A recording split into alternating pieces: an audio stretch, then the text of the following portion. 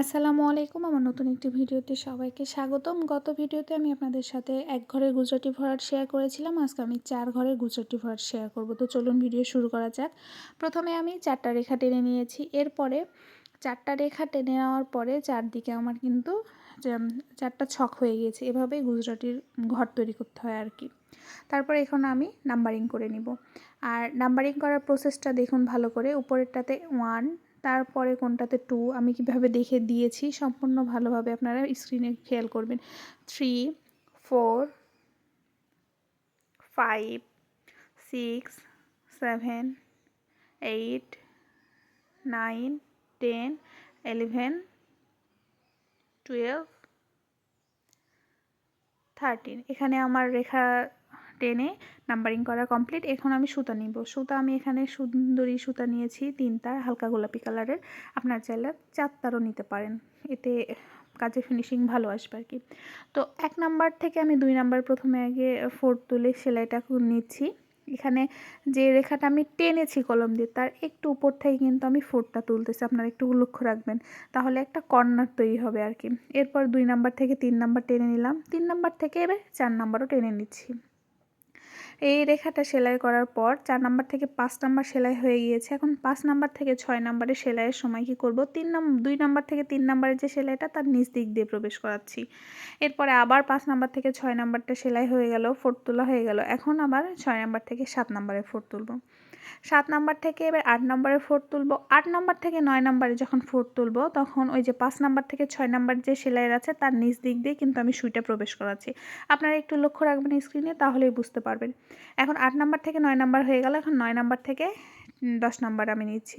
9 থেকে 10-এর পর 10 থেকে 11 নাম্বার নিলাম। এখন 11 থেকে 12 নাম্বারে যখন আমি নিব তখন একটা নিচ দিক দিয়ে আর একটা ওপর দিক দিয়ে এরকমভাবে যাবে। আপনারা একটু লক্ষ্য রাখবেন, তাহলে ভালোভাবে বুঝতে পারবেন। এখন 12 নাম্বার থেকে 13 নাম্বার, ওই 1 নাম্বার থেকে 2 নাম্বারের রেখার নিচ দিক দিয়ে আমি সুইটা নিচ্ছি আর কি। তো হয়ে গেল। এখন আমার ভরাটের কাজ ছক এই পর্যন্ত। এখন ভরাটের কাজ করব। তো ফার্স্টে আমি 1 নাম্বারে যে রেখাটা আছে সেখানে আমি সুইটা তুলতেছি, একটু লক্ষ্য রাখবেন। তারপরে দেখেন সূচের পিছনের অংশ দিয়ে আমি এখানে 12 থেকে 13 নাম্বারের রেখাটা নিচ দিক দিয়ে প্রবেশ করিয়ে আমার 2 নাম্বার কর্নারে চলে আসলাম। 2 নাম্বারের কর্নারে করার পরে 1 থেকে 2 নাম্বারের রেখাটা নিচ দিক দিয়ে নেওয়ার পরে আমার এখানে 11 থেকে 12 নাম্বার রেখাটা আমি উপর দিক দিয়ে 2 থেকে 3 নাম্বার রেখার নিচ দিক দিয়ে দিচ্ছি। একটু লক্ষ্য রাখবেন স্ক্রিনে, তাহলে বুঝতে পারবেন। দেওয়ার পরে এখানে মানে একটা উপরে একটা নিচে এভাবে যাবে আর কি। দেওয়া হয়ে গেল। এরপরে আমার কাজ হচ্ছে 11 থেকে 12 নাম্বার রেখার হচ্ছে নিচ দিক দিয়ে দেওয়া, আর 8 থেকে 9-এর উপর দিক দিয়ে দিলাম। তারপরে 9 নাম্বারের কর্নারে চলে যাব।